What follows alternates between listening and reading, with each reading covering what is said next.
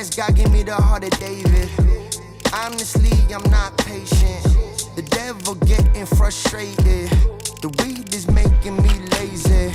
A generation full of babies. Honestly, I can't take it. You know?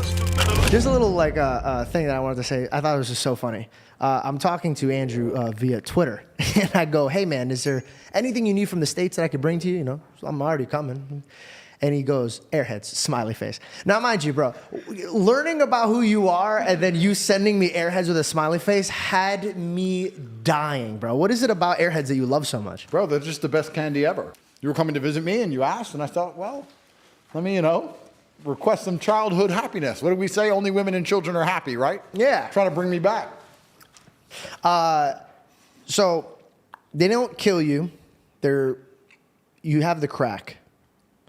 How do you feel about other influencers that walk in the footsteps of you, but I feel like miss, or maybe they don't miss? I kind of want to ask you, how do you feel about the Aiden Rosses, the Sneeko, Zerka, all of these people that kind of walk in the realm of where you want? Like Neon is one now. How do you feel about these gentlemen? I think they're all different people. I don't pay attention to any of them. I know something about. I don't want to insult anybody. I don't want to talk about anybody negatively. Zerka's a clown. Dude, no. I'm not laughing because of Zerka thing. It just caught me so off guard. Listen, I'm not gonna talk shit about anybody. I'm gonna be very respectful. But fuck that guy. Okay, Zerka. I'm just trying to be honest. I understand your question, but I don't see myself as similar to any of them. I think that. I never said you were similar. I think that they're trying to recreate your formula. It's like the Krabby Patty formula. You know how Plankton's sitting around being like, how do they do it? And then they're trying to do it, but it's not really working out. Yeah, but they lack substance. They have no lessons to teach. They have no life experience. They are clowns. And when you're a clown, you embarrass yourself for other people's entertainment. I mean, I don't want to... Aiden I know well. Sneeko I know well. Are you close with Aiden? Yeah, I speak to him quite often. But Neon, or whatever his name is, he's a clown and Zerka's a clown. I don't want to insult them too much, but they're just children being stupid. And I think that as the world devolves into insanity, people are looking for solutions and answers, as I said earlier, which I can provide. They can't provide that because they don't have the life experience or the intellect or the capability, so all they can do is provide cheap entertainment at their own expense. When you're a clown, you embarrass yourself for other people to laugh. Yeah, and the Joker effect. Yeah, and it's a completely different subsect, but I do feel like there are some people who are trying to follow in my footsteps, and imitation is certainly flattering. It was always going to happen. There was always going to be people who were trying to be me. But there will always be one top G, so it is what it is. They're just highlighting the more insulting version of you than they are. They're not. Your method is punch. Here's the knowledge. Yeah. And they're just punching. Yeah. For the clicks. Yeah. And I think there's thousands of people, and there's probably thousands of influencers I've not heard of who are probably trying to do something similar or to copy my formula or say the same kind of things. And yeah, that's probably. Who are you closest with? Social media realm. Is it Nelk? Is it Aiden? Is it who is somebody you relate to and you could fully have a conversation and enjoy yourself? You know what's interesting? The Nelk guys are super cool. And I've met a lot of guys, and Aiden was cool. I've met Aiden, met Sneeko. But you know what's actually really interesting? I don't talk to anybody.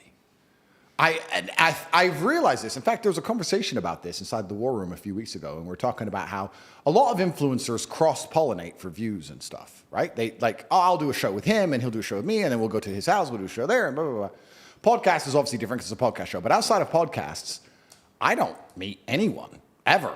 If I can get 1 million views with me and Tristan in our home with an iPhone. I don't talk to anybody. So I don't have conversations with anyone. I don't meet anyone. I'm far away. I'm in Romania. I can't leave. I don't really want them to come here. I don't want to have to entertain them. I'm quite isolationist, and my friends are the same friends I had 20 years ago. I don't have any new friends. I don't talk to any new people. I don't know this because they're necessarily bad people as such, but I just think we're on different paths, different missions. I genuinely believe I'm waking up and trying to make myself the most excellent version of myself. I have the same standards for the people I love and my children and my family and my women, and I have the same standards for my fans. I don't want any fan of Andrew Tate to have ever lost in any realm. This is the thing that's interesting. I see these other influencers, right? Let's say these other influencers, some random influencer comes along and he sells some random garbage, a crypto, and the crypto loses a bunch of money, for example. I couldn't sleep at night knowing that my fans lost money because of me. Yeah. I don't want money that bad. I would rather all of my fans say, you know what, you can say what you want about Andrew Tate, but since I listened to him, my life has only gotten better. Nothing bad has happened to me. I go to the gym, I feel better, I feel motivated, I feel happier. I joined his school. It cost $40. It was cheap. I'm making money now. What's there bad about Andrew Tate? Every single thing he told me to do benefited me. And I really think I'm on this path to excellence. And when I see all these other influencers, and I don't want to say names, and I'm not throwing shade, and I'm not trying to start internet beef, because that's what they're going to try and do, to try and get clicks off my name, because they're not relevant without me, and I don't give a fuck about any of them. Just don't name them. All these people, what they're doing is, the way they're acting doesn't inspire anybody to be brilliant. Going in the street and yelling like an idiot, running around with half-naked girls and being entertaining and doing all this garbage they're doing. Nobody looks at that and goes, I want to be a better man. At all. They look at it and they might laugh. Yeah. They might think it's funny. It might get views. Entertaining, no substance. Yeah, it's no substance. And that's why I think my brand is quite unique, because it's very substance-driven. And the reason my brand is so substance-driven is because I've had such a difficult life. I wouldn't be able to tell and teach the things I can unless God's put me through so much shit. I've been through a whole bunch of things so that I can teach and tell the world, look, you can do this way and life will improve. You can be this kind of person and your life will be better. But I think all these other influencers and whatever else they're doing, I think they're largely a part of the problem. I would like to think in other nations and other cultures, and I don't know, but let's look at China, which has an insulated internet. If they have a brain, and I've heard this is true, I don't know if it is, but they make sure that their algorithms, the people who become famous, are musicians and mathematicians and engineers. They don't allow their algorithm to promote the idiots, because they want the youth to be inspired by people who can do math extremely quickly or play the violin. I've heard about at 8th this. grade. Yeah, that makes sense to me. Now, it is the Matrix to a degree. Of course, it is censorship and it's governmental control. Yeah, but we're doing the same thing, but promoting the opposite. We're promoting insanity. So then you go down the rabbit hole. Why? Who? What's the end goal? Why do we want children to wake up, go on their phone and tune into a stream of some geek loser screaming at the top of his voice in public? Who is doing this? Why are we trying to dumb down the population and permanently distract them with absolute garbage? Because I truly believe that is, you talk about God and we talk about faith. To be a disciplined religious person, the word is discipline. It requires discipline. It takes discipline to read the Bible. It's not going to be screaming kids. It's not going to be flashing images. It's not going to be as entertaining as a stream with 30 naked girls. No, you're going to have to sit down, pay attention, read, focus, reflect, try and find the lesson in the parable, get confused, read it again, ask for help. You're going to have to study. That takes discipline. As we're destroying the new generation and removing their ability to focus on anything, removing their ability to be disciplined, you're taking them from God. Most of these children today are so messed up from TikTok, they can't even focus on one page of a book, any book, because all they do is scroll. Have you ever seen someone on TikTok, how fast they change video? Yeah. Their minds are gone. You can't even sit them down and teach them anything. Whose fault is that? Hear me out. Is it the Matrix fault or is it the parents' fault? Well, very interesting. And I do think that parents certainly have a huge part to play. Because before it was the, sorry to interrupt you, but before it was this, right? Before it was the phone, we'll say it was the school system. Yeah. There was two types of parents. The one that dropped off the kids, met the parents, met the teachers, met the principal, saw what's going on, put their toe in the water, felt acclimated to leaving their child there. Yep. And the other one was like, see you later. Bye, yeah. Yeah. True. So is this just a different version of where we've been? Is there a matrix or is there just laziness? I don't think there's necessarily a matrix, but then you have to look yourself and ask the question. If a government's going to come along and say to a social media company, your social media product is designed to get people addicted, and as a responsible company, not responsible, competitive company, you're developing your product to be as ruthless as possible, because that's what you're going to do. Yeah. But we don't want you to say X, Y, and Z. You're not allowed to promote racism. You're not allowed to promote hate speech. You're not allowed to promote misogyny. We do want you to promote transgender ideals. And we do want you to promote gender fluidity. We do want you to promote whatever else. And never have a conversation about the fact that maybe we want you to promote discipline and hard work and these other things as opposed to being a clown. Do you Why? Because they are using these machines to promote garbage. Why don't they use it to promote anything constructive? So check this out. We're in the land of the free. You don't agree with this. Of course not. But let's debate about this. Yeah. Is it free, so free, that it's giving the will to anybody to do what they want, and this is what the mass wants to do with it? First things first, no country on earth is free. Not one. Next, which country has the most people in prison currently? America. Which country has the highest percentage of its population in prison in history? America. Which country has the most laws? I don't know that one. America. So when you talk about the land of the free, what they're actually saying is, we've built a society based on freedom. Of course there is no freedom, because true freedom is anarchy. So I'm not even advocating for it. But that's what I'm saying. Do you think it turned that way because of that? No. But here's the psyop. Yeah. Every single country has its own version of their restrictions and rules. When I go to the UAE, I feel very free because I can say anything I want. I don't want to say the things that would land me in jail. If I insulted Islam or insulted the leaders of Dubai, I'd go to jail. Yeah. But I don't want to. It doesn't cross my mind, so I speak and feel free. In America, if you go to America and you talk pro-LGBT, pro-agenda, pro-democrat, pro all these things, you think you're in a free country because you're saying all the things you're allowed to say. If you start saying the things you're not allowed to say, you'll learn that it's no more free than Saudi. It's just there's a different set of rules of what you're allowed to say. So what we have, please let me make this point pertinently clear. Your ability to speak freely is directly correlated to your insignificance. When nobody listens to you, you can say what you want. If you get a platform and start talking, you will learn very quickly how you're not allowed to say what you want because people are listening. You're free to talk in an empty room. You're not free to talk to millions of people who are paying attention to you. So what we have now in the West is a society which is only linked and only bound by this false idea of freedom, because we don't no longer believe in a flag. You look at Russia.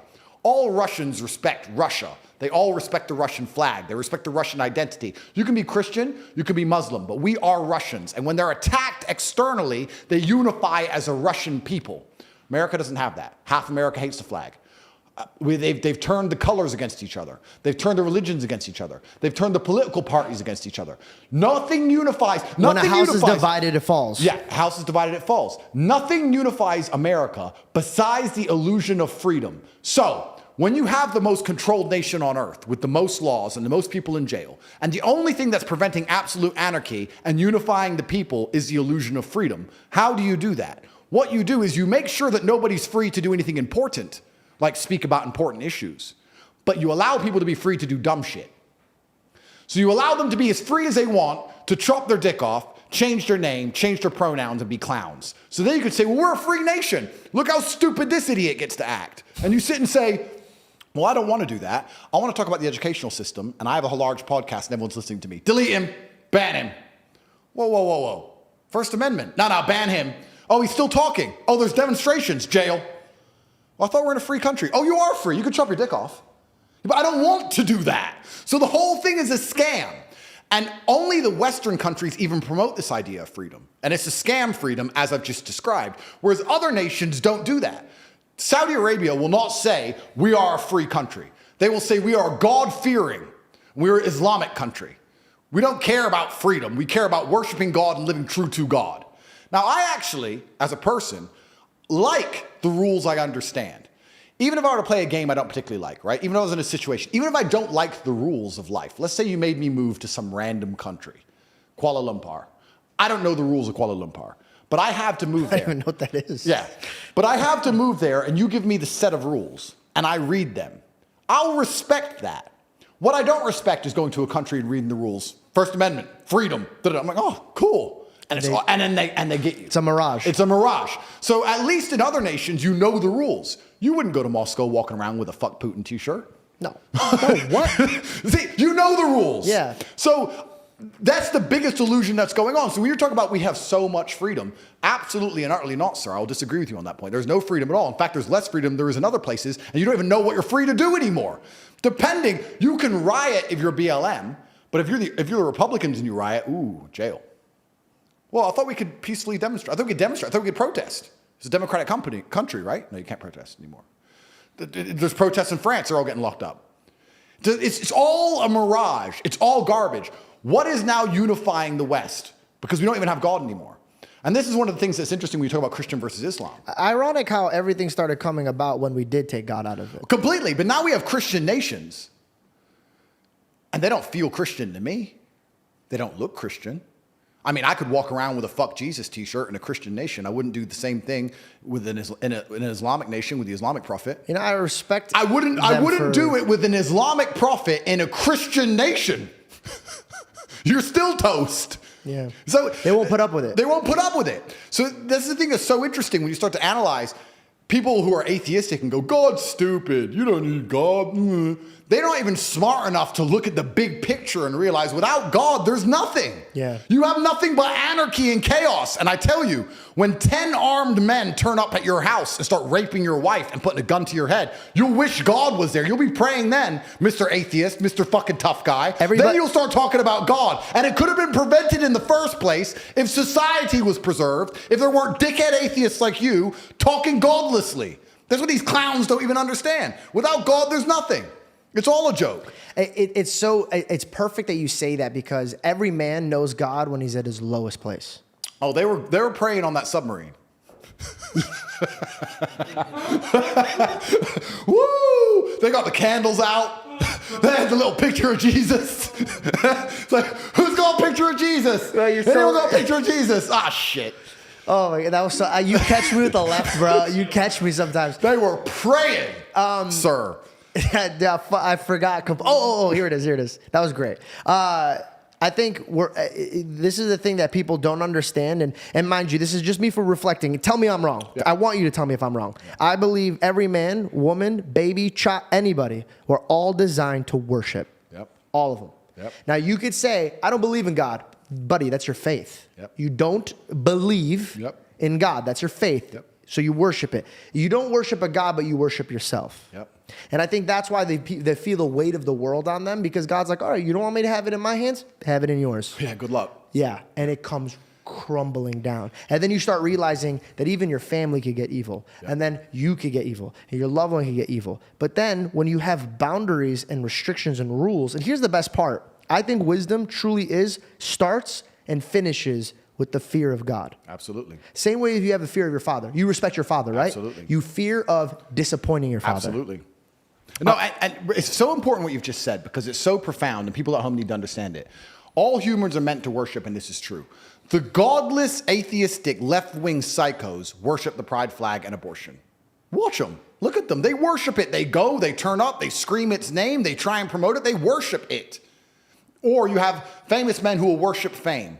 Or worship their girlfriend, worship their wife. If you believe in God, you're not going to worship your wife. You're going to respect your wife. You're going to do your very best to do good by her. But you worship God. You're not going to allow a woman to trounce all over you. You're like, no, sorry, we live godless. We live within certain boundaries within this house, and we're a religious household, and you're not going to do that. Otherwise, we're not going to be together anymore. This is how it works. We're a religious household. Yep. But everybody worships something. Yeah. By talking about being an atheist, you think you're just showing the world how smart you are and that nothing's above you, but it's absolutely not the opposite. Now you're showing that dumb shit's above you. You're worshiping fame, you're worshiping clicks, likes, money, some other person, some human. It's garbage. It's crazy to me that, I talk about OnlyFans girls, and no disrespect to them. And the reason why I have no disrespect to them is because I believe that I was blessed with a home that teaches me about making decisions for my future. Yeah. And I can't point my finger at a female or a man who's making decisions that they didn't have loved ones to tell them, like, hey, don't just plan for right now. We got to plan for your future. Yep. Everything starts in the home. Yep. And if you notice, 90 or so crazy percent of people that are in prison, they don't have a father. Yeah. And there's a lot of situations that stem from not having a good example in your life. Agreed. So let's circle back to the home, right? We can't control the government. We can't control the matrix. We can't control the schools. Yeah. But we can control what goes inside and outside of this home. Yep. And that's a very powerful, powerful, powerful thing that people are not circling around. But only if the man is the man of the house. Yes. Only if he is not feminized. Only if the Matrix has not empowered the woman to the point where she thinks she's too good to listen to the man she's supposed to be with. Hey guys, just a reminder that the merch is out for a few more days, so if you haven't got a chance to go to theheartofdavid.co, go ahead and click the link in my description, or you could shop on YouTube. Thank you guys so much, and I hope you guys enjoy the rest of the podcast. What is the foundation of a strong house? Well, it's got to be the man. Okay. But it's the family unit. Men and women are different, and they're supposed to work together and do different roles to come together and combine and become the most powerful force. If you destroy the roles, if they no longer combine, if they no longer fit together, everything's broken, which is what's happened in the West now. I actually find it fascinating. And that's why I'm called a misogynist, by the way. I'm called a misogynist for saying there should be a man of the house. Because they're mistaking leadership with higher value. They're mistaking leadership with detriment, and they're mistaking leadership with oppression. And it's such a psyop that they're doing, because they're coming along and saying to women, any man who says he's responsible for you and tries to guide you is oppressing you.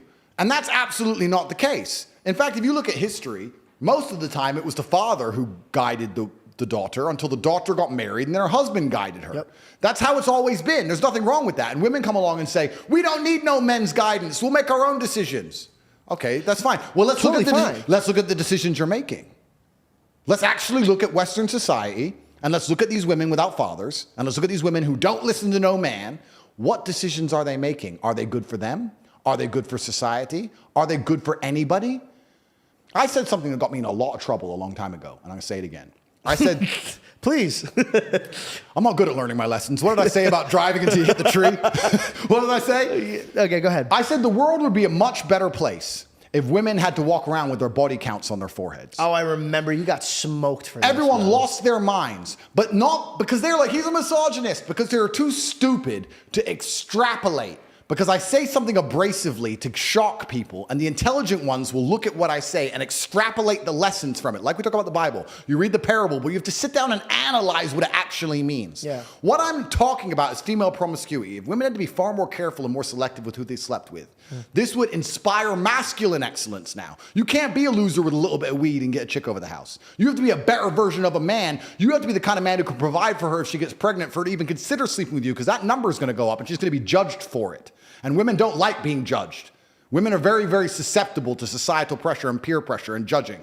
Same with men. Same with men, but women even more. Because men are not going to want to be with a girl who has 468 numbers. 100%. So now men are like, I want a low number. She doesn't want to add to her number. I better be better. I better be better. Now when someone gets together, they're going to stay together. They don't want to mess up their numbers, right? They're going to stay together. They're going to stay together as a family. They're going to be more prepared to sit, talk through things, work things out. No longer divorce anymore. The church holds this.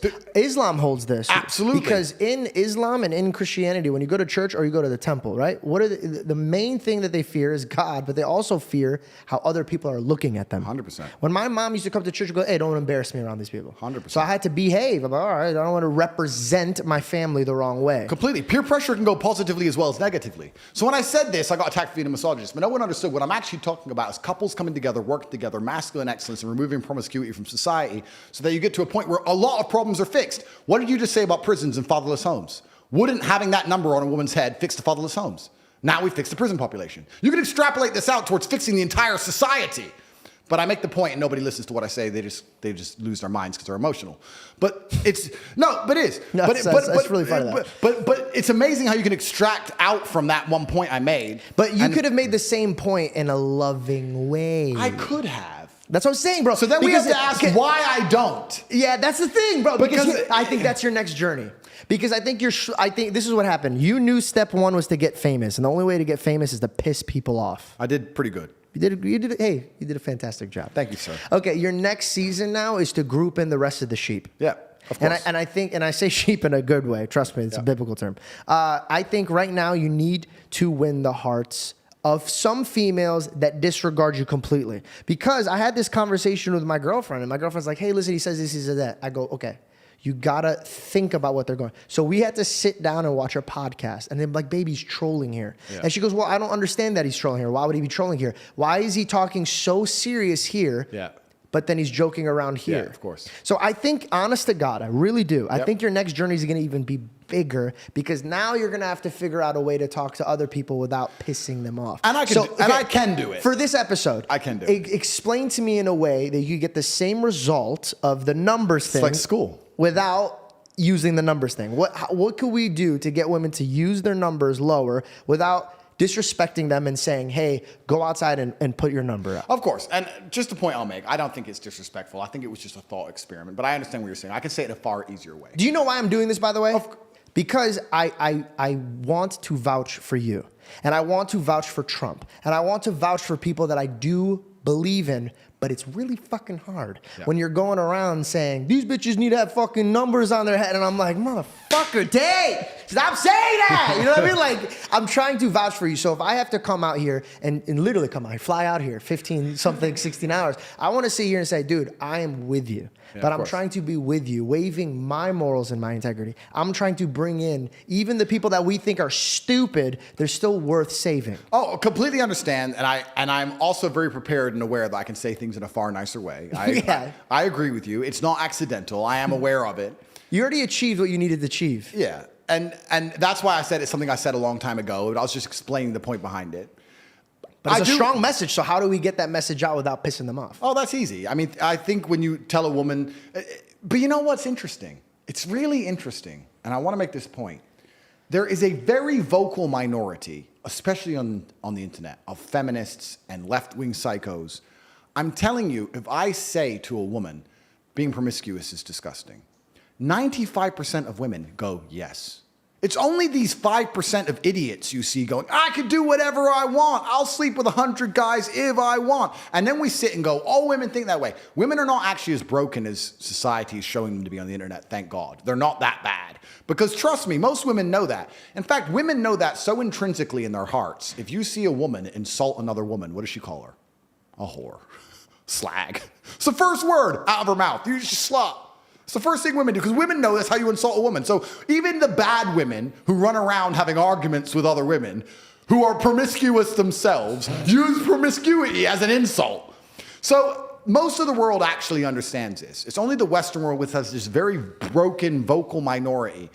And these people always come to terms and learn that they were wrong as they were older. It's just unfortunate they have to learn the hardest possible way. I don't think there's any woman out there who slept with 100 guys who's happy she's done it. It's sad. She got psyoped by society. She probably had no dad at home, no masculine role model. No one guided her. She got psyoped by society into thinking that having sex with men is somehow going to be empowering. And she's woke up one day and looked in the mirror and she hates herself. I feel sad for her. I was at a party once at my friend's house, and they always make fun of me for this, but it was a very learning curve for me. Yep. I'm sitting there, and all my friends are having fun, and I'm noticing that this girl's behavior is trying to impress the men that's around her. Yeah. And she starts trying to do drugs. And I looked at her and I go, sweetheart. And by the way, that's dangerous, right? Calling a girl sweetheart now is very dangerous. Yeah. And it never comes, like my father, I have to tell him chill because he'll be like, sweetheart, honey. And I'm like, yo, chill. You can't say that shit no more. Yeah. And it's so heartbreaking because my father looks at them like their daughter. Yeah. You know, and so just know if I did say sweetheart, I was looking at it from the eyes of my own father. So I go, sweetheart, you don't have to do that. Yeah. And she lost her fucking mind on me. And she started freaking out. And everybody's like, yo, you can't say that, blah, blah, blah, this and that, right? Okay. She freaks out, leaves, and she says something that broke my heart. The man was like, listen, you got to go. You're freaking out. You're causing a problem. They're not going to kick me out, right? Yeah. They're not going to kick me out. Yeah. But they're going to kick her out. And the thing she says, she goes, no, it's fine. I'll suck your dick. So right there, I realized that she was put in positions to realize that that's her way out. Yeah. That's her value she can offer. Broke me. Okay. The next day, I asked the gentleman, I go, hey, man, what happened to that girl? He goes, dude, I'm going to be honest with you. I haven't heard from her, and I'm trying to hear from her. I'm freaking out. So my heart drops. I go, hey, if that girl killed herself, I'm going to really, it's going to take me a lot to get out of that. Yeah. Because I'm going to know that weight was on me. Of course. And then I start going back. Should I have pulled her aside? Should I have done this and that? Finds out she put herself in rehab. It took one person to question what she was doing for her to question what she was doing. Yep. If you feel like somebody you love or your neighbor is doing something that you know in your heart, hey, man, like you don't need to be doing that. We've been put in positions to be like, don't be that guy. Yep. But be that guy. Because you have no idea how catastrophic her life could go off on if you just asked her one fucking question. That's right. Hey, man, what are you doing? Yep. You don't need to do that. Peer pressure can work positively also. That's why I circled back to that. And it's actually very interesting because when somebody knows you're right and they know they have a problem or they know they've been wrong, they usually react with anger. That's why she got so angry. Because she knew you were right. She was defensive. She was defensive. I realized that the worst Women parts do of that me, the most. I do that the most. And by the way, I'm a very feminine guy. I know that. I grew up with like a sister. I had a lot of girls around me. During COVID, I was locked up with 6 girls. I thought that was the coolest thing in the world. Turns out, so sensitive afterwards. Everything was hurting my feelings. Everything. You are who you hang out with, bro. You know how many times I'd be like, how dare you? And then I was like, all right, I need to chill the fuck out. You know what I mean? Like I always wanted to conversate about shit. Like, how do you fucking feel about like? And like, I realized maybe his feelings don't matter, and I need to move the fuck on. But I find that really funny. Okay, so we circle back to the leader of the house. Okay, what else is the foundation of a good home? How can a man who doesn't have a father, who's made mistakes, who hears your voices, now you move the anger, can now properly understand the language of love, that you're coming from a loving place. He understands. What's his first step? Well, I believe in actionables. In fact, actionables is probably the word I type the most on my phone. Actionable? Yeah. Maybe if I press A, actionable comes up. Because when someone tells me anything, my answer is actionable. So if they come along and they say, Andrew, the Matrix is attacking you. They're deciding they're going to print a new story saying you've done X, Y, Z, and you're going to be accused of X, Y, Z, da-da-da. I don't like, oh my God, that's terrible. Why would they do that? Da-da. Pointless. Completely actionable. What do we do about it? What can we do about it? If nothing can be done, then let's just put it in the this is going to happen bank and let's consider it for future moves and let's stop talking about it. If something can be done, what can be done? Who's going to do it? How long is it going to take? All I care about is actionables. So when I talk to people at home and I have all these young guys, I get thousands of emails a day, thousands of DMs a day. People go to my website, cobratate.com, they message the live chat all day, every day looking for help. How do I sit and try and explain the very nuanced and complicated subjects of life and masculinity to 16-year-olds who I've never met in a nation that might be completely different to mine geographically, politically, and socially? And I believe you do that by giving them actionables, giving them things you can do. So I sit here and I say, and when I preach the things I preach, I want people to understand why I've chosen them. I don't think anyone's life will get worse if they train hard and get stronger.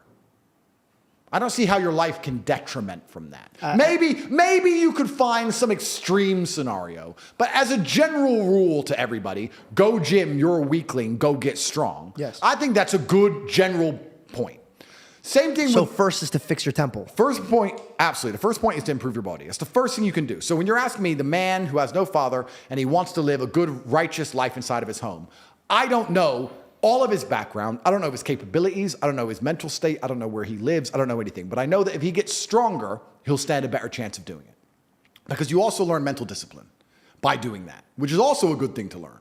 When I teach people saying, listen, you need to go become as rich as possible, the reason I'm doing that is not just so that you make money, which is the time and energy of other people. It's also all the lessons you'll learn along the way. You're going to learn how to manage people, manage staff, manage stress. You're going to learn how to talk confidently and go to meetings. You're going to learn how to be organized and on time. You're going to learn how to be punctual. You'll learn a bunch of things if you learn how to make money. So I say you need to go get as much money as possible and become as strong as possible. Because I believe if you do those two things and start to succeed in them, you can extrapolate and take all of the lessons from those two things and apply it to anything, including a relationship. It takes discipline for a relationship. It takes commitment for a relationship. People get lazy when they get in a relationship. Absolutely. So if you're a disciplined person who always goes to the gym, if you're good at managing stress and controlling your temper from high pressure business meetings, both of those things will apply to your relationship and make you better at running a household. 100%. So that's why I teach the two things I core teach. In fact, I teach 3 things, but I teach... Well, even the body, just to circle back, you have muscles. I can see that. Did you ever feel pain from growing those muscles? Absolutely, yeah, it hurts. So that's also a factor of it, and I agree with you. I think a lot of people that feel like that once they take themselves from I feel like shit to like, oh, I feel fucking great, they realize they could put that energy other places. Yeah. So I agree with you. Yep. And the third thing I teach, which I think is extremely important and lacking in the world today, is brotherhood. I think that men have always kept men accountable. You just talked about living in a house with 6 women and how it changed you. Imagine you lived with 6 warriors. Destroyed me. Imagine you lived with 6 men who were training for UFC fights. Imagine the men... Dude, no, so this happened. I swear to you this happened. I told God, I go, God, I reflected. This is a problem. Randomly, one of my friends from Chicago, this motherfucker is deep in the ghetto of Chicago. Yeah. So when I mean a man, like you look at, he's 6'5", you look at him the wrong way, he'll eat you. Yeah. The energy he has is, I'm going to get it done. My word's my word. Yeah. And I'm going to be at the gym at this time. I'm going to be there, blah, blah, blah. Yeah. Okay. He came in the gym. Guess what? I can't miss gym no more. That's right. Why? What the fuck's wrong with you? That's right. I was up at 6. You slept until 12. You can't go to the fucking gym. And now I'm sitting here being like, yeah, he's fucking right. I probably should be in the gym. Yeah. So it does push me. Yeah. You know what we need? We need, I love when I play, I'm sorry, I'm losing the word, but when competitiveness. Yep. I love being competitive. Absolutely. I love being competitive. Masculine accountability. And you know what else is with men? Because men are different than women. You talked about how you lived with women. They were all talking about feelings, etc. You know what's a fantastic motivator for men? Shame. I'm telling you now, it works. Shame. If I'm around my house and someone was getting fat and all of us were to go, you're a fat fuck, what are you eating that for? I guarantee they'd train. Shame works with men. And you talk about this, and this is the reason I promote brotherhood. The reason I am the man I am is not just because I'm so fantastic. It's because I, even now, to this day, live with 6 men. I live with my fight coach. I live with my brother. I live with some of my old friends I've had for 20 years. We live in this big-ass compound, this huge house. If I wake up and my brother's been training an hour and a half, I feel so annoyed and angry and guilty that I have to go and beat him now. So that competitiveness keeps us constantly at edge. People say me and Tristan are best friends and our brotherhood is fantastic, but it is based on competitiveness. But we don't compete against each other. We compete to prove to each other we're a good teammate in the battle against the Matrix. How do you get there? Because I've seen a lot of men get torn up by that. Yeah. So how do you get to a healthy way where we're competitive, but it's not going to destroy our relationship? Well, you have to understand that there's enough outside enemies. You have to put your ego aside and say, look, there's enough people who already want me dead. We're the same blood. Can't we at least unite against all the people who want me dead? I want you. I'm in competition with you, Tristan. I want to beat you to prove to you I'm a fantastic teammate to you, as opposed to I want to beat you because I don't like you. And it's a different mentality. And we'll sit there, and my brother and I are in constant, endless competition, but it keeps us sharp. So masculine competition is super important, which is why it's the third thing I teach, which is brotherhood.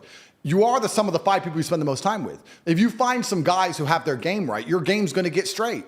It's as simple as that. And I think if you take any man on the planet, in any situation, in any scenario, and you tell him to become as strong as possible because of all the lessons he's going to learn, become as rich as possible because of all the lessons he's going to learn, plus obviously being strong and rich are benefits, plus find a network of brotherhood of men who are accountable to themselves, and by extension, accountable to you. If you're accountable to yourself as a man, you're also accountable for your friends.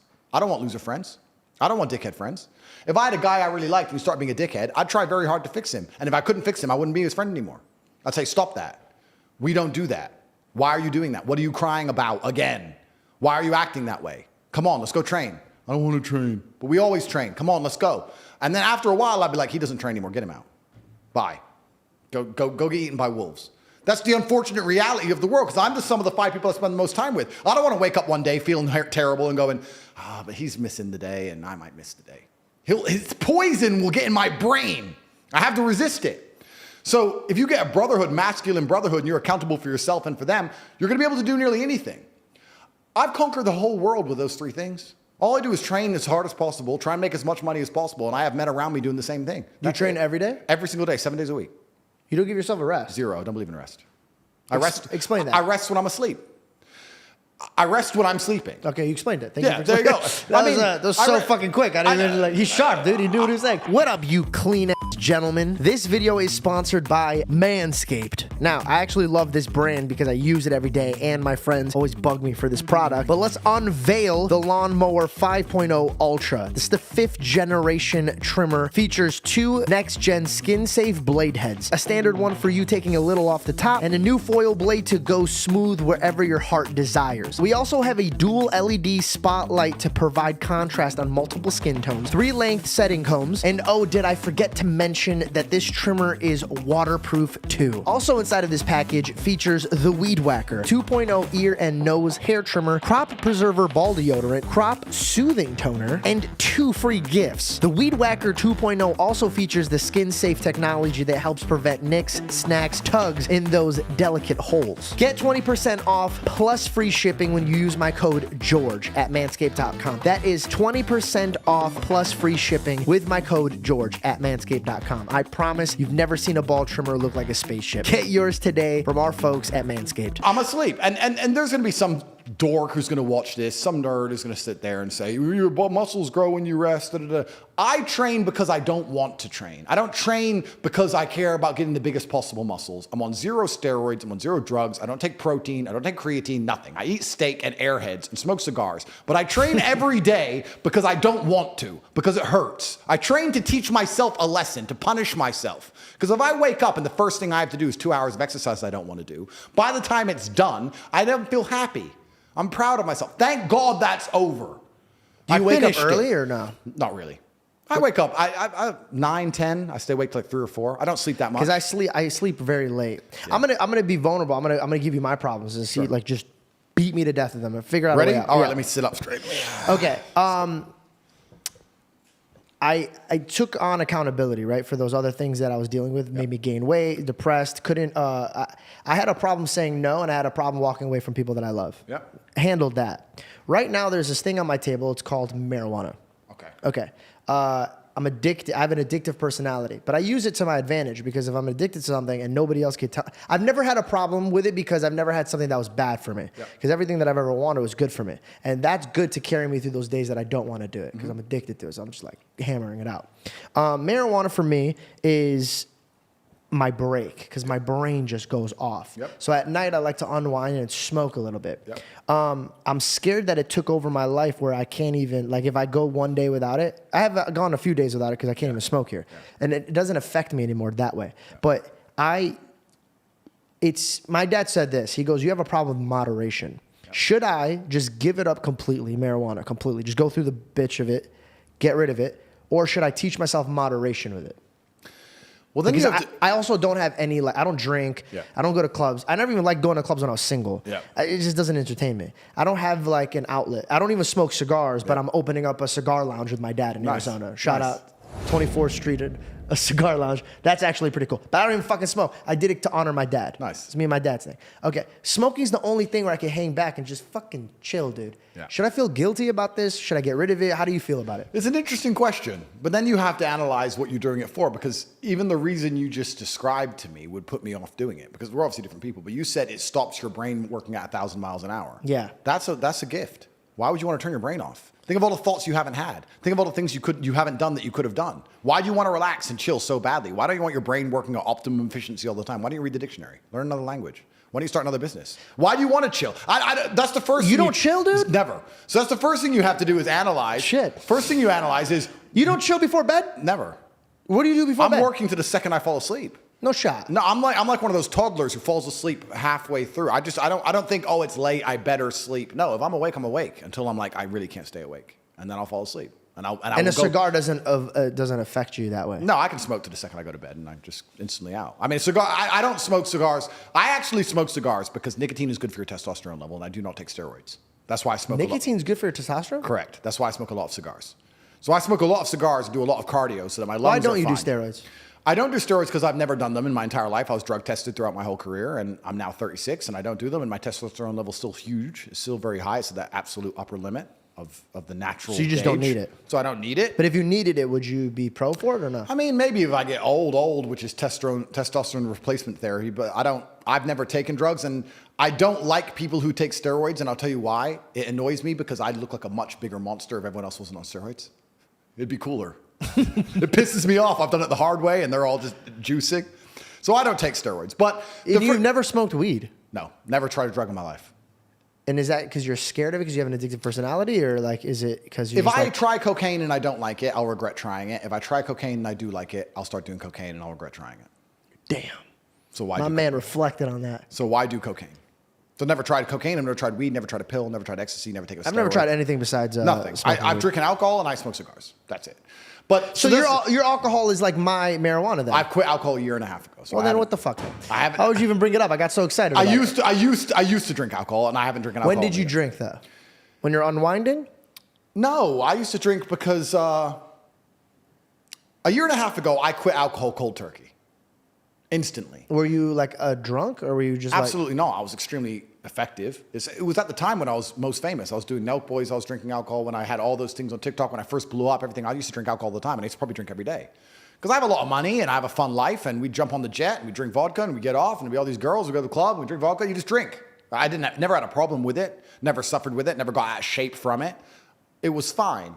And then I decided I'm going to live many different versions of reality, and I've spent a year now partying basically every day, and it's been great, but now I want to live a sober life and see what happens. So I just instantly quit. I blinked and cured my brain. I could quit smoking instantly if I decided. I could blink and cure my brain. Okay. I could just do this. So, but to answer your question, which you initially asked, the first thing is, what you've told me marijuana does for you, I don't understand why you want it. Because here's the thing, I want to unwind. It is my time to unwind. So, for example, if I'm playing Unwind when you're asleep. But I'm playing Fortnite. What the fuck do I need my brain for To Fortnite? win! To win! It's a battle! You have to destroy your enemies! What do you mean to sit there and just lose? Do you play video games yet or no? Sometimes when I was on house arrest, I started playing Super Smash Brothers. What about Fortnite? No, I don't play Fortnite. No. Okay, would you ever drop in with me? Only if I start playing Fortnite and I lose, I'm going to end up being the best Fortnite player on the planet. And I've got more because I can't take the L. And I've got more constructive things to do with my time. Just drop in once with me, bro. No, I can't do it. Once. We'll play Super Smash Brothers. I'll get Kirby and I'll beat your ass. I don't know what Super Smash Bros. I'm not That old. little piece of gum is going to mess you up. It's like an airhead. Just fear this picture because it's coming for you. What is a gum? You don't know what Kirby is? No. Bro, you're smoking too much weed. Well, anyway, what weed does for you, I don't know why you want it. That's the first thing. Second thing I'll say is this. I don't know whether you should quit or not. I appreciate you being honest. I don't. But the fact that you struggle to understand whether you could or not, I believe is a problem. So for me, right, should I quit cigars? Well, I don't think so. Maybe I should, maybe I shouldn't, whatever. But I know I could without a single drop of hesitancy. I could instantly quit. So you should know. I forgot to mention one important thing. Sure. When I was in high school, never touched it because I was trying to get to where I was. Yeah. High school, I'm in college. I don't know how you like this. What do you mean, bro? I'm so glad I don't like it because it's not, fuck that Brando. Oh, God, it's so much like a... Taste, flavor, brilliance, Sure. excitement, I want this out of my mouth. E numbers. College, I never had the party theme. I never did none of that shit. I feel like right now in my life, I have no kids. I don't have like certain things where I need my brain to be on 24/7. I know when I have kids, there's no shot I'm gonna be able to do that. Yeah. I see a good window of opportunity, and I'm just scared that one day when I'm like waking up at 3 o'clock in the morning because I have kids or like all this shit, I'll be like, I should have enjoyed my time where I was like less responsibility. Yeah. This is why I smoke now, because I know there's going to be a time as soon as my mind goes there, I'm going to be able to walk away. And I've also, in the past few years, I'll give myself 60 to 90 days off to make sure I'm not addicted to it. So I've already trained my body to like... So could you quit now instantly if you decided to? 100%. I've done it many times. Okay. Well, then you don't have that big of a problem. So if you could quit, then it doesn't matter. But if you were to sit and go, I don't know if I could quit, then you'd have to quit. Okay, now I have the most important question of the day. Sure. How do you feel about bottom G? Because, dude, if you got up and danced like that, man, I think everybody would just agree with you. I think that's what would happen. I think everybody in the world would be like, you know what? We need to fucking listen to this man. Yeah. Look at his hips. Yeah. Have you ever looked in the mirror and brushed your teeth and been like, and just try to dance like him ever? Be honest. No, I've seen a couple of his videos, and are you offended, or are you just like, it doesn't make you laugh? What is it like? I mean, he's made a brand off of my brand. Dude, it's so funny, bro. When It is funny. I mean, he can dance. Mm-hmm. Congratulations to the guy. I have nothing against the guy. I mean, he can dance, and he bought a nice jacket like mine. I mean, I hope he does well. I had to ask that. I'm so sorry. No I was literally writing like the dumbest question. I wrote some questions that are just, when I mean seriously stupid. All right, I'm ready. Because I was like, I have to ask some fun questions. And I literally labeled them fun questions. Sure. And I just want to get through that. Let's do it. And then we can jump back into the deep ones. Let's do it. Okay. The first one was, how do you feel about bottom G? You answered that. Thank you for answering that. No problem. Okay. I already asked that one. Actually, it was the Sneeko and the Zerko. That was actually part of my fun questions. Okay. Okay. 2 brothers, 1 cage. Jake, Logan, you, Tristan. Who comes out alive? You know what? I'm trying so hard to not start internet beefs. I'm really trying not to. You could say Jake and Logan, man. Bro, Don't worry about it. No, I can't lie. Bro, I'm going through life. I'm trying to live peaceful now. I've got Fed agents in my house. Matrix is after me. I'm just trying to live peaceful. But of course, I have absolute faith in myself and my brother, and I know what we've been through, and I know the kind of men we are. Okay. I just had to ask, you know? I understand. Okay, now, you're away on a long trip. Yeah. And you have to leave your daughter with 3 people. Okay. Candace Owens, Patrick Bet-David, Donald Trump. Okay. Well, I'll choose Candace because she's a woman. I trust them all. That makes sense. I trust them all. Do you have a son? I have a lot of children. I don't say how many, but a lot. You just have a flock. Yeah. If I had a son, then it'd be if it was my son, it would be Patrick or Donald. Yeah. It'd be hard to but choose. you have to pick for the son. Then I'd pick Patrick because I think Patrick also has young sons, and it'd be good. I think it's good competition. He's a great father, bro. Yeah, and it'd be good for them all to be together and like wrestling and fighting and Dude, boxing. Fuck, man, he's mastered being a dad. Yeah. After our podcast, I went to his house, had dinner with him and his father. Yeah. Bro, I'm not for him and his family. Bro, I was like mesmerized, and I was so eager to have that life, dude. He has a great life, bro. No, there's nothing better in life than children. You'll never regret children, no matter. You can say, I don't feel ready. I don't know that. When they turn up, you'll be glad you did it. The only regret you'll have is that you didn't start earlier. Really? 100%. I'm starting to catch that fever, bro. Bro. I hate when people talk about their kids. Like, I don't give a fuck about your kids, bro. Yeah. Like, they get so excited talking about their kids, but lately I started That's why you gotta be like hear. me. See, I have no real, I don't talk to anybody, so I don't have any friends besides my guys who know me, and none of us talk about our kids. None of us, yeah. I agree with you. It is boring. Yeah, it's like, look at this picture. So, fuck off. I barely want to talk to you, guys. Yeah. Get out of here. Yeah. So, okay, so you don't hang out with people, but you're always on this hunt to change and build yourself and build I have the same 5 people I'm with every day. What's your fun? What do you do for fun? But this is a question. So now let's look at this, okay? Let me ask you. Okay. What is fun? Fun is when you're... Tell me something fun. Something fun? I think this is fun. Except this is work. True. Okay. What's fun? Okay. Fun is when you're having a lot of joy and less work. But what if you have joy during your work? I do have joy when I work. So do I. I love working. All I do is work. And people say, why do you mean all you do is work? Because But there's you enjoy nothing, what you're doing. There's nothing else to do anyway. The only time I'm not working is if I'm fighting, which you can still consider work because I consider it training. Or sometimes I'll drive one of my 53 cars in a circle. I'll go out racing around the mountains in a Ferrari, but I'll film it all and it'll end up being on the internet, so it'll end up being work. Yeah. So what do I do that's not work that I enjoy? I mean, I look at people who are having fun, and those are the people who I don't believe are chasing pride or chasing happiness, and I feel like they're wasting their lives. Trying to have fun, trying to be happy is the biggest waste of life. You know what I saw the other day? It's remarkable. You're not going to believe this. I saw thousands of people take drugs and stand close to each other in a big sweaty pit, like a bunch of peasants, and jump up and down listening to a song they could listen to on YouTube for free. And they paid money to do it. It was called a festival, and it was disgusting. And I see these humans stand there. I'm like, what the fuck? No wonder you're fucking broke. You're an idiot. You're dumb as fuck. You're a moron. Like, festivals are crap.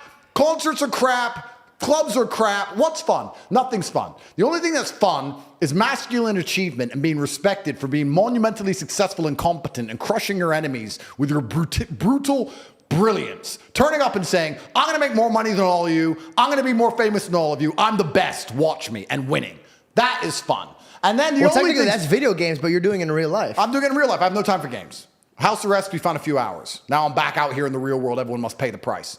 But even then, the only things that I find fun now, the only thing I do for fun is, okay, I'll take my SF90 around a circle. That's a $700,000 car. My fun's expensive. I need a lot of money to even find anything I find remotely entertaining. A beautiful friend of mine, she's in Bali, and she's like, I can't wait till we're free. We're going to go to Bali, look at this villa. Da, da, da. I'm like, if I went to that villa, do you know what I would do? I was like, what are you doing there? She's like, oh, I'm doing yoga, and I had breakfast, and then I'm looking at the forest, and we're going to go see the monkeys. Da, da. So if I went to Bali, do you know what I'd do? I'd sit on my laptop. I would turn up at the villa and go, which room's mine? Okay, laptop. Coffee, please. Coffee, laptop. It'd be the same as Romania in Bali. And when I go to Dubai, it's the same. That's what I do. I work. And I want to make this very clear to people because I find it amazing when people say they don't have motivation. I have people come to me and say, I want to get rich. I don't have motivation. I want to work harder. I said, how can you not have motivation to get rich when somebody like me with a head start like mine is still working 18-hour days every single day, 7 days a week without having a day off? I'm going to crush you. You don't stand a chance. I will beat you. And you're just going to sit there and perpetually lose because you can't find the motivation to crawl up out the mud and stay a bug until you end up in your 15-minute city getting your 17th injection like a dummy, like a useless eater. All I do is work. Nothing is fun. I don't have fun. I don't even understand sports. I don't understand the concept of fun. The only sport I ever did was beating the shit out of people.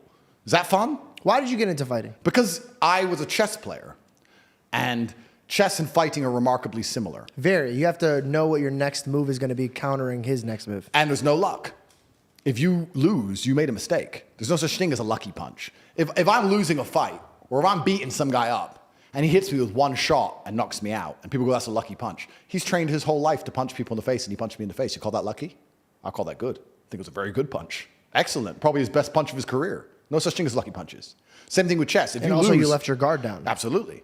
It's my fault. Same thing with chess. Brutal self-accountability. If you lose, you made a mistake somewhere. How do you learn that? You have to go back, reflect. You have to watch the game back, play the game back. Where did I make the mistake? You don't blame your opponent. You blame yourself always in chess. It's self-accountability. So when I stopped playing professional chess, I decided to move over to fighting because they're very similar. It's one-on-one. It's not a team sport. So that's why I chose to fight. But I never considered fighting fun. I never took it as, ha, ha, ha, this is fun. I was out to hurt people, for real. So I can't think of what I do for fun or any fun I've ever had. I am, of course, human. I love sitting around with my boys and laughing. I don't think there's any higher experience for men than sitting around with your boys having a laugh and having a joke. I think that's as good as life gets. You can have $1 billion like me, or you can be at the bottom. But if you're with 5 people you truly love, your guys, and you've been with them and you trust them, and you're smoking a cigar or not, and you're sitting around telling stories and everyone's laughing, that's as good as life gets. It really is. At the top of the bottom. On jet or On the jet or homeless. in the trenches. It doesn't matter what, yeah, on the jet, all you do is that. And, Yeah. and at the bottom, all you do is that. So that's as good as life gets anyway. So I'll consider that fun. I mean, I guess I do like road trips. I like to drive around Europe from Spain to France to Italy. Are you allowed to do that now? Not now. Last summer, we got a bunch of Ferraris together, 10 Ferraris, and we raced all across Europe, and that was fun. But we filmed it all, so it's still kind of work. But yeah, I don't even... But you put yourself in a position where all your fun could be work. Of course. But my point is, I don't understand or I don't fathom the concept of fun. I don't wake up and think, what can I do for fun? I don't wake up and think, what is fun? I want fun. That never crosses my mind. I wake up and think, I have things to do. And if I don't have things to do, I'll find things to do. You can always do more work. There's no such thing as no work to do. After this podcast is done, you can release it. And you can make X amounts of clips. That's going to be done. And then you could watch it back and you could analyze every word you've ever said and you could find a way to say it differently. You could look at a dictionary and find new words and you could learn them and you can memorize them all. Then you could sit down and you could rehearse it and use those words and sentences to make sure you pronounce them correctly and you don't make any mistakes. Then you could always do more work from the same thing. The work is never ending. The money is never ending. So you have to find joy in your work. You have to find purpose at least. I don't know if I even find joy in my work because I'm stressed and annoyed. I'm furious all the time. What do you mean we've made $1.3 million today? It's a joke. Flip the computer. But it's you have to conquer the earth. Why? Let's talk about this. Why did Genghis Khan wake up and think, you know what? What can I do for fun? Well, I can play this instrument. That shit. Play the instrument for me. Diddle-ling-ling-ling. Boring. Okay, let me fuck this girl. Fucked her. Let me fuck her. Oh, kid number 84. Boring.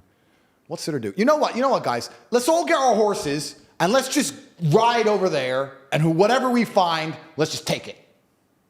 Why? Because it's the instinct to conquer. It's inside of a man. It's been dumbed down by the Matrix. They try and numb you. They numb you with entertainment. They try and put you in the festival crowd. They numb you with shit food. They numb you with depression, all this other garbage. But truthfully, if you're a man, you look in the mirror, what will make me happy? My empire will make me happy. That's why Alexander the Great did what he did, and Julius Caesar did what he did, and Genghis Khan did what he did. They didn't have Google Maps. They didn't know where they were going. They just said, no, we've decided we're going to go take shit from other people and show we're the best. And that's what we're doing now, the successful men at least, in a financial sense. Why am I making money? I have nothing to buy. There's nothing to buy.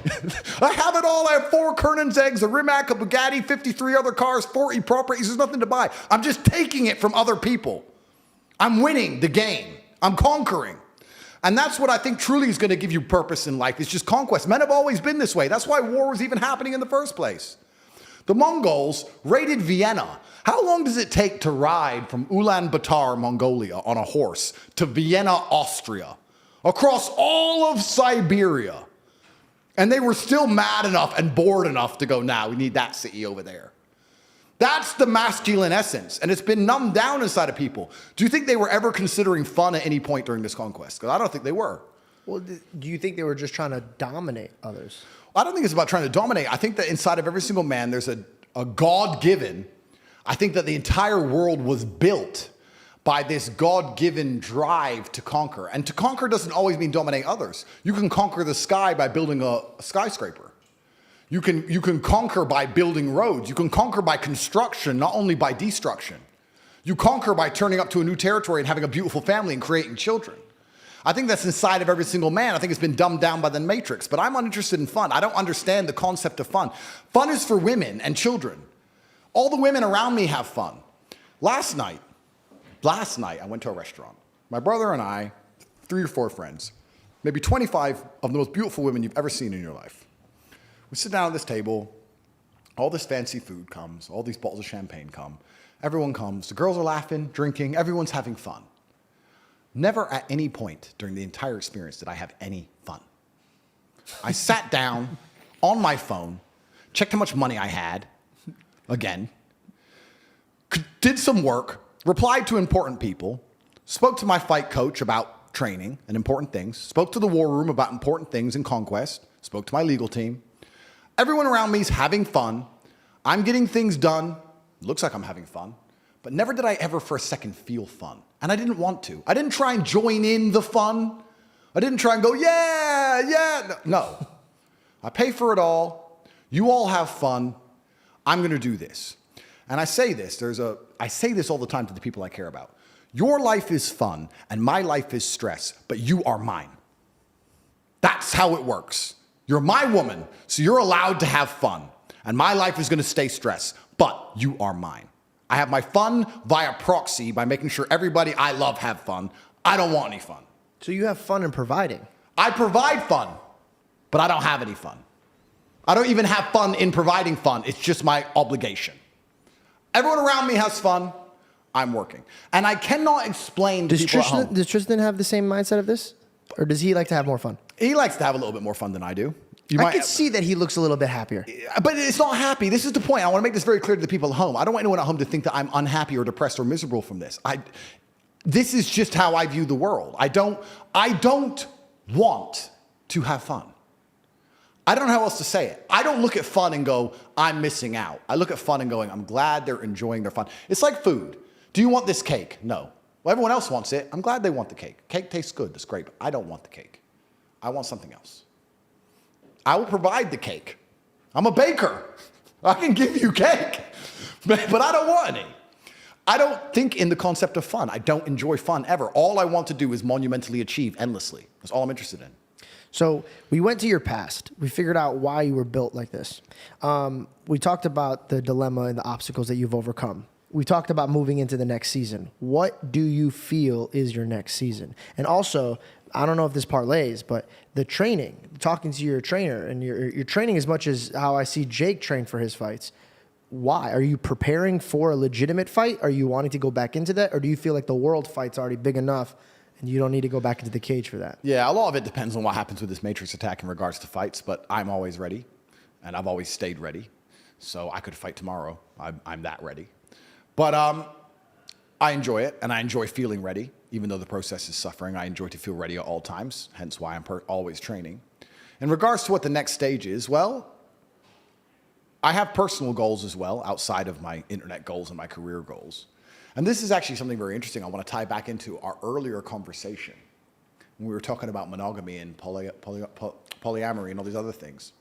Because it's my goal to have as many children as possible. Is it so you could have your offsprings deliver your message, or because you just want kids? You want like mini disciples running around and being like, if you have an empire, you need heirs, right? Yep. If you have a large empire, you need a lot of heirs, right? Mm-hmm. So I want at least 25 children. So what do you think? Oh, you're trying to be Nick Cannon out here. Yeah. So what do you think from a religious perspective about someone who is destined on having as many children as possible, but obviously to do that, he would need more than one woman? Do you still think that's a sin? Ooh. Well, I think putting your needs above God's is a sin. So you need 25 kids. It's interesting. Is it my needs? Is it selfishness? Well, you just said, you were like, well, God, is it? You knew that it was be against God because God just wants you to have one woman. Actually, perfect. To be honest with you, I've never read the Bible cover to cover, so I don't know if it is. Spoiler alert, one man, one woman. Yeah. Sounds like a boring book. But you know why he does that? It's to preserve society. No, it's just to demonstrate your relationship with him. Because once you stop, you love, okay, think about this, right? Yep. You love a woman. Yep. And you provide a family, Yep. a covenant, Yep. a kingdom. But then you get to the point where you're like, I need more. This is what Adam did with God. I need more. Don't you feel like, let me ask the question from another way. Don't you think the good people and the intelligent people of Earth need to be having kids at least at the same rate as the idiots? I mean, we have a population. No, it's a great question. It's a great question. And we can also look at this. We can take it away from the religious argument and look at it another way. We have a serious population crisis in the West. If you want to, I don't know if you know about this, but there's a huge demographic collapse incoming. And the reason we have these mass numbers of immigration and the reason our cultures are collapsing is because we no longer reproduce at the basic rate of sustaining a population. So 2 people are supposed to have 3.7 kids on average for the population to increase. But how many people do you know with 4 children? Very rare. None. So 2 people have 1 kid, population goes down. 2 people have 2 kids, population still goes down because people die. People die in car crashes, these kind of things. So we have huge problems from a socioeconomic point of view because you now have people living longer because of medicine. They have longer pensions, longer retirements. They need to be paid for. You're supposed to have a huge tax base of young people working. We don't have anyone having enough children to sustain the tax base. So what the people in charge of the world are doing is saying, okay, well then we need to import third worlders to sustain this entire pyramid scheme we have, this Ponzi scheme of you working your ass off so you can retire later. We need to import third worlders who are going to work for pennies and they'll pay taxes so we can sustain it. But that's why all the cultures are collapsing. So you look at this, very interesting. A Christian country is now being invaded by Muslims and third worlders, and you're losing your Christian identity because you don't have enough children to sustain the population. Yeah. Because you're only allowed 1 woman. Got it. So this is I have an interesting point. Whereas a Muslim man can have 4 wives and 16 kids and just pump them out, and they can survive and protect their identity and their culture and their religion. So it's actually very interesting. And before I let you answer, only one country solved this: Hungary. Hungary is a Christian nation, and Viktor Orban is one of the smartest world leaders on the planet. He abolished income tax for any family that has more than 4 children. And he's fixed the population crisis, and the population is increasing because people are getting married and having kids. Hungary's fixed it. No other nation has fixed it because you can't even afford to have 4 or 5 children because they're decimating you and destroying the currency, and they're just doing all this matrix propaganda on purpose anyway.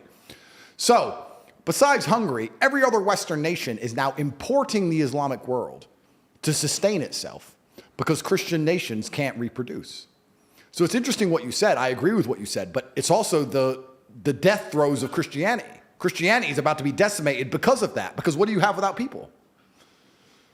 You want my answer? Yeah. Okay. First, would you like more coffee? Yeah, I'll have 2 more coffees, please. Can we get 2 more coffees? Thank you. You want some more coffee? Sure. Read? Sure. Please, give my men coffee. Okay, my answer is this. Never in the day of age did we ever have the power to talk to a mass group of people since the internet. Yep. So ironically, we're running into this problem of less of our people, Yep. but we also have the gift of reaching out to more people. Correct. So another household could have 5 kids, but who's to say that I can't encourage them to have my morals and standpoints? Absolutely. You could. So I don't need to procreate. I need to provide and educate. That's a very interesting point of view. But then you also, this brings us into the Islam versus Christianity argument. And I want to make it very clear to the world that I am not anti-Christian in any way. Most of my family is Christian. My brother is Christian. For a long time when I Tristan's Christian? Yeah, he's Christian. Cool. He's happy and he has fun. Yeah, that's right. Perhaps that's why. When I first stopped being atheistic, I diverted to Christianity because it was all I knew. Because I was raised Christian. I went to church as a kid. It's all I knew. But you're talking about the fact that, yeah, people can come into the nation, but if they become Christians once they arrive, then the Christian faith survives. Yeah. But I think that for that to happen, there would have to be some form of power gap or power vacuum, and it's not atheists which are arriving, and it's going to be very difficult to convince them out of Islam into Christianity, and I'll tell you why. I am not an Islamic scholar, and I don't consider myself knowledgeable on Islam. I'm new to the religion. I'm only a year in, and I'm studying as best I can, but there's a lot of people who know more than me. But from my understanding and my practices, Islam is very rigid. And it's strict, and you know what's right and you know what's wrong. And it provides solutions and answers in a very strict, non-ambiguous way. And I feel like if you live a difficult life, like we talked about earlier about why my fan base is so galvanized and why they believe in me, because I offer rigid solutions to problems. And if you come from a difficult place or you were raised in a difficult country or a war zone, you're going to look for that rigidity. I don't think the softness of Christianity, and I don't say that as an insult, I just state that as a matter of fact, will be appealing to people who have come from war zones. I just don't, I think it's going to be very difficult to convert them to Christianity. And we're seeing now in the Western world, huge proportions of Christian countries are now just becoming Islamic strongholds, and they can't be penetrated or changed. And okay, but you're making it seem like a lot of people that worship Islam, they're very, very strict with their policies. There's a lot that and by the way, let me speak positively about Islam so people don't confuse my nature. We're friends here, by the way, everyone. We're on the same, I Don't agree. speak for me. I'm just kidding. No. Heathen. No, I really, really, really, really, really respect Islam for one reason, the way they stand up for their God. Absolutely. And I actually take notes from them. Yep. So I don't want anybody, in fact, my God is their prophet. Yep. So we do see a lot of eye to eye. We just don't see the final destination of who God is. Correct. But I definitely respect anybody in their faith. And I think I'd rather you have faith in a God than you have no faith in God at all. Agreed. So we're on the same playing field. Yeah. Okay. But to say that Christians have values and they don't follow them, and Islam does, it's not true. I have many friends. For example, you're Islamic now, but you drink and you smoke. No, I don't drink. Not anymore. But there's a lot that I have friends with that do. Yeah. So the theory of them not following their rules that's just a man. I don't think that's a religion. I think every man falls short. Yeah. I think this is the truth. I think an Islamic man that stands in front of me sins against God. And I think a Christian man sins against God. Oh yeah, we're not perfect in any regard. Yeah. But let's tie back to something I said earlier. We're not perfect in any regard. And it's all down to how you once again measure the success of a religion. We talked earlier about measuring the success of a business and life being about money. Numbers, right? But why is numbers account when it comes to faith? I think it should be your faith. That's it. It should be your faith. But faith is very intangible and hard to measure. So I'm just using my limited human brain. Mm-hmm. Let's just try and measure the success of a religion. Well, the fastest growing religion is Islam. It's not the biggest. It's the fastest growing. Yeah. I think if you were to look at the insanity of the West, I think Islam opposes it hardest in regards to the pure insanity that is being inflicted upon and bestowed upon children in the West. I think Islam I want to say opposes it something, a hardest. compliment for them. What I do appreciate is that they don't let you cross bounds, right? So, for example, when they were making a mockery of my Lord and Savior, I didn't see Christians trying to tear down these movies, and I didn't see Christians trying to, hey, that's not okay, or blah, blah, blah, right? Islamic people were like, you're not talking about our prophet like that. Correct. So I find that very beautiful, and I understand that they hold their values. But let me ask you a question. Yeah. Do you not find that appealing? Very. Do you not find it appealing to be part of a religion where you get to stand up for what you really believe in and say, no, you can't say that. No, you won't do that. No, not to us. Yeah. I think they have beautiful qualities that I should learn from. Yeah. But that doesn't mean I have to worship their God. I mean, people often ask why I reverted to Islam. And I heard someone say something that you see life and you see other people as you see yourself. So if you're a thief, you think everyone's a thief. You're worried about everyone stealing from you because you would steal in their position. That's how you view the world. That's how cheaters view. That's how cheaters view the world. That's right. And then I was sitting thinking, well, maybe, and of course, this just came from my mind. I said, well, maybe you see a religion how you see yourself. Like I see myself as somebody who is feared, nobody would want to mock. I see myself as somebody with strict standards and discipline. I see myself as somebody who stands up for what he believes in and doesn't care if he's assaulted and attacked for it. Maybe that's why it was so appealing to me. And then I'd sit and I'd study it and I'd read and I'd realize how close it actually is to Christianity. We believe in so many of the same things. And I don't want to get in trouble here because I am not an Islamic scholar in any way, but I've had even other people say to me, some Christians who I spoke to who started to read the Quran, they're like, it's just condensed. It's like stronger. Yeah. And I think that's what the appeal of it is to me. And I also like having hard yeses and nos. And I believe that if you have a religion where you just accept everything, then you believe in nothing. There has to be a line. In life, there has to be a line that you won't let someone cross. And with God, there should be the same. And my only concern with Christianity, and I argued this with my brother at length, is if God will really, truly forgive anything, then then if he'll truly forgive you doing the most heinous acts you can possibly think of, and you repeatedly do them, and you won't learn your lesson, and you'll do them over and over again, and even Christians themselves won't ostracize you, is that too far? Is that too much freedom? Like you asked earlier. I love this. So this is beautiful. It's actually in my notes. I was going to circle this with it. Let me just give me a second to make sure I word this properly. Absolutely. Let's circle to forgiveness. Yeah. How many times should you forgive a man? Well, that's a really good question because we are sinners and we make endless mistakes. And the prophet that you see as Jesus, do you know what he talks about forgiveness as? Tell me. Peter asks him, how many times should you forgive a man? And he says 7 times 77. And then he also describes the way judgment day comes. And he goes, you will be measured by the measurement that you gave others. So the way you looked at your brothers and sisters, that man wronged you. But you said, you're dead to me. Your debt, I don't even want it. Yep. That's how you'll be measured. Yep. But here, let me circle back. Repentance isn't doing the same sin over and over and enjoying it and asking for forgiveness. That's why God doesn't judge your actions, like I said. He judges the reflection of your heart. Yep. So if I sinned against you, there's 2 types of men. Andrew, dude, listen, I'm a police. Andrew, I messed up, dude. Like, I'm so sorry that I did this, dude. I didn't mean it. This is what happened. And you could see the stress in his eyes from him hurting you. Hey, Dad, I know you told me not to do this. And I was with my friends or, hey, Andrew, my bad, bro. Yeah, it won't happen again. Yeah. This fucking guy. Yeah. There's a difference. Of course there You is. can't hide your heart from God. Absolutely. So that's why I say only God could judge. And I remember what I was going to say about your God and my God, right?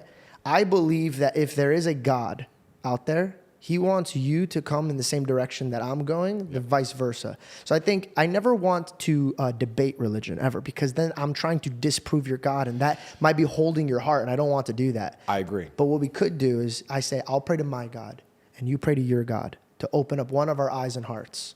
And whoever is wrong or whoever is right will guide us with wisdom to the right direction. I love that. And you know what? I kind of feel like when I'm talking to people of other religious faiths, and like I said, I have to be very careful. I'm not an Islamic scholar, and like you said, I don't want to ever insult Christians or insult other religious faiths. The only people I like to argue with correctly and properly are atheists, because they need to learn the light. Yeah, I'll join. Yeah, no, I'm just kidding. I feel like if there's one God, let's imagine there's one sentence, and it's the most beautiful sentence that you can possibly think of that can be constructed with the most compendious and gorgeous language that can be put together.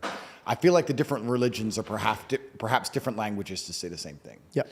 And, you know, German sounds different to Russian, sounds different to English, but you can say it in different ways, but it all means the same thing. And I feel like that's the best way to look at it. And to a degree, the Quran also says the same thing. It says that we're a lot closer than we are apart. And I think when I meet somebody of another faith, I still feel happy for them, and I feel glad for them. It's only when I meet somebody who sits down and thinks they're a smart ass. Oh, no, we came from monkeys. I'm like, oh, bro, you need help. Those are the people I argue with. Those people are more lost than ever. And here's the thing, man. Like, a lot of people will ask me, like, how do you forgive? Because forgiveness is sometimes it gets so hard, especially when you know that person wrongs you purposefully. Yep. And my theory goes back to this. Forget the way I measure is the way he's going to measure me. Yep. But my God came and paid a penalty for me. Yep. Because I couldn't pay that penalty. How can I look at another man knowing that every time I come on my knees and I say, God, like, provide me shelter, provide me safety, provide me this, and he always comes through for me. And then I wrong him. And by the way, this is the worst part. I walk into sin willingly, man. You think that I feel good having sex with my girlfriend? I do. That's besides the point. I had to say I do because I do. I felt like I was gonna lie. And she's watching. I have great time having sex, but afterwards it haunts me because we're not married. Yeah. Okay, that was a bad example. Let me take that out because but you know what? No, that's true because I walk into that, right? I walk into sin. That was my choice. I walked into it. Yeah. But God knows my heart. He knows what I'm dealing with. He knows my steps. Yeah. He hovers me because I ask him to go before me. So he's making the path for me. Now, people, when they see me talk about God, they make it seem like I'm so holier than thou and I don't make mistakes. No, the beautiful part is I am an endless bucket of mistakes. We all are. But how gracious is God to be like, I get it, man. Yeah. And I think the way we get out of sin and the blessings that are given to us, like you are blessed, but do you know why you were blessed? Because you were given the privilege of wisdom. Yeah. There's another top G somewhere else. Same body, same brain, same everything. Yeah. But he didn't have that wisdom, and wisdom was given to you. Proverbs in the Bible was a king, and he could have asked anything from God. And he goes, I just want wisdom. How does God give wisdom to you? How does he give wisdom to me? First, you got to seek and you shall find. Knock and the door shall be open, right? So it's like, what are you asking for? For example, when I asked God to be in this meeting, right? I don't go, hey, God, please make sure I have a great podcast and I kill it and I get views. Yeah. No, I go, God, hey, let me stir up a conversation that wakes up somebody's heart. But for me to do that, I need to be prepared. Yeah. So prepare me to be a man that could talk against a man who's very diligent with his tongue. I wasn't prepared for this. God made me prepared for this. So when I ask God for things, I don't get lazy with my prayers. I don't go, hey, God, make me a rich, famous man. No, how do you get there? If God was sitting at this table and we're going to try to conquer this world in a healthy way, how are we going to do it? We got to ask for steps. First, I need a good team. I need good hearts. Yep. I need the right tools. Yep. People are asking God as if he's a make-a-wish genie, like just like, hey, I want a baddie with a fatty. It's like, bro, what are you going, like, some of the prayers that people ask that God doesn't even deliver is better for them not to have it. He knows best. He knows best. But I also feel like God gives wisdom. God gives wisdom through tribulation and suffering. I'm smarter because of jail. He wanted to teach me something. But question, did you not ask for this life first? Oh, absolutely. So what came first? Was it the fact that you thirsted for a higher life, or was it that God threw you into that? Because for me, if you asked me to be a trainer, hey, I need you to train me, I'm going to put you through your test. Oh, absolutely. So you asked God for that. Oh, he completely. Didn't just put you in that circumstance. And that's one of the things that's very interesting. You have people who will sit at home and pray for an exceptional life. They'll say, I don't want to live a normal life. I want an exceptional life. I want a special life, a different life. And then they'll do exceptional things. They'll fly on a private jet. They'll buy a Bugatti. They'll sit in a $10 million mansion somewhere on the coast. And then cry if they end up in jail. Exceptional doesn't always mean good. Exceptional means deviate from the norm. You begged God for exceptional. A Romanian jail cell is a unique experience, just as a Bugatti on a private jet is a unique experience. If you want the experiences, there's no light without dark. You can't have both. If you're going to pray to God and ask for all these amazing things, you have to understand there's an equal and opposite force, and you will pay the price. And here's a beautiful thing. Let me backtrack that one line you just said. You could pray for something, but remember, there's two people on the phone listening to your prayers. I like that. And here's the craziest part. You know when who's giving it to you. Yep. You know. Deep in your heart, you can feel it. Oh, of course you can feel it. You're lying to me if you say you can't feel it. And you know what? Maybe that's where I'm self-reflecting. We're talking about being vulnerable. I'll be vulnerable. Maybe that's actually where a lot of my motivation comes from, despite the fact I think I'm genuinely putting my life and my livelihood in danger by speaking so much truth against the matrix is, if I was getting all of this money and all of this fame and I wasn't talking about God and doing good for the world, I'd be very sure the devil was giving it to me. I'd feel it. I'd feel cheap. I'd feel dirty, and I would feel anxious. Like, okay, I've got this fame. What am I doing for the world? Okay, I may be entertaining. I may get some views. I may get some clicks. But what am I giving the people who believe in me?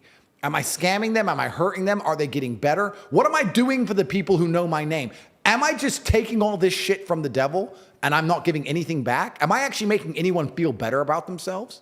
And then you sit there and realize that, yeah, you are. You're taking it from the devil, and you'll pay the price tenfold with your soul. This is why I sit and find the bravery to think, I'm currently on bail in the middle of a judicial process inside of the country we are sitting in right now. I've been advised by all legal counsel to not do podcasts. Here I am doing a podcast. Why? Because I know people will listen to it and I can give a good message out there, and I believe that I can drive people in a holy direction, regardless of which religion, whether they choose Christianity or Islam. I believe there will be people who watch this and decide to believe in God. That's worth it to me. And then the money I'm achieving 10 years from now, whatever, I know it came from me trying to do the right thing. I didn't scam people on crypto. I didn't sell shit to kids. I didn't do none of that stuff. That is from the devil, and you will pay the price for that. You can't, there's no light without dark. You can't just go through life robbing banks and think you're going to get away with it. I got a parable for you that's in the Bible, and I think this kind of relates to you a little bit. But before I say that, can I, and be honest with me, do you feel like in your heart that if you did not do that for God, or if you did not do it, you feel like it's going to be taken away from you? Yes. There's a parable in the Bible. And I'm going to rephrase it. So I want people to go read it because I'm going to most likely not do it justice. But I'm going to speak in a way that people could understand. We'll say a king comes up to 3 servants. He goes, I'm going to give you 4 pieces of gold. Or no, crops. We'll say crops, right? 4 crops for you, 2 crops for you, 1 crop for you. Go, plant your fields. The one with 4 goes, awesome. Look what God gave me. Boom, boom, boom. And he made it like so much. The second one who had 2, he goes, wow, he gave me 2. Boom, boom, boom, boom, boom. And I did it. Okay. The one who has 1 goes, oh man, I don't want to mess up the one thing that he gave me. I'm going to give the other guys like 4 and then 3. And then I'm going to mess this up. Okay, you know what I'm going to do? I'm going to hide it. I'm going to hide it. And then when God comes back, I'm going to be like, hey man, I didn't lose it. Look, I have it right here. You know what God did? He cursed them. He said, give it to me. And he gave it to the one who could multiply it.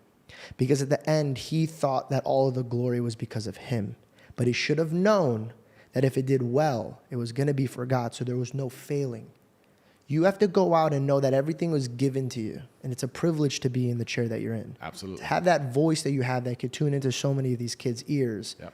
There's a responsibility that you're holding. I truly think the next journey that you're going to have is a spiritual one. Yeah. I think it is. Oh, and you're completely right. And when you asked me the question that I said yes to, the reason I said yes is if God gave me this platform and then I acted a coward and I was afraid to talk because of the Matrix or because they came for me or because I'll lose my money or because they'll lock me up, I would pay for that cowardice. You would give it to the one who's not a coward. You'd give it to the man who's not a coward, which might be the reason they gave it to me in the first place. Because I was the one who was standing up fighting against all this shit earlier on. I was the one who did it. I was the one who went nuts. And I think that's why you were boasted in pride, because at the moment he's like, I'm not going to remove that from him just yet. Yeah. Because that's what's fueling him. Yeah. Regardless, I need him to do that job. Yeah. Apostle Paul, he killed people. He was killing Christians. He just destroys this Christian that was a disciple in front of him. And that Christian was like, this is so predictable. Look at you guys. He goes, you guys have done this on and on and on. And then God took Paul and made him one of the greatest disciples. This is an ongoing thing that people don't understand. It's usually the people that God, the humans would be like, God would never use that guy. And then there's like, oh, use that guy. When Jesus was born, the first thing they ask is, from where? That's their first question. Yeah. From the ghetto? What good comes from that place? Why the kings of kings is coming from there? Don't believe it. Yeah. Are kings coming in on a donkey? I don't believe it. Yeah. I know you don't talk to people. I know that after you're done with the podcast, you kind of go on and do what you need to do. But I would love to stay in contact because I feel like we could sharpen each other. I think so too. I think it'd be very interesting, certainly. I think to be... هل أنت من البنائين الأحرار؟ هل أنت ماسوني؟ بشرفك هلق أنت جاي من اليمن وجاي تعمل لي مسرحيات وكذا يا زلمي لك روح العب لك شغلة ثاني. أنا عم بسألك سؤال وكذا. ماسوني، أنا ماسوني وصهيوني وسلفي وبراغماتي وحنفاكوشي وشنكليشي وحنكليشي وقنطريشي. بدك غير هيك؟ جميل. وصهيوني. الآن أوكي؟ نبدأ وبعصي. نبدأ مسار. يلا جاوب على سؤالي. أوكي.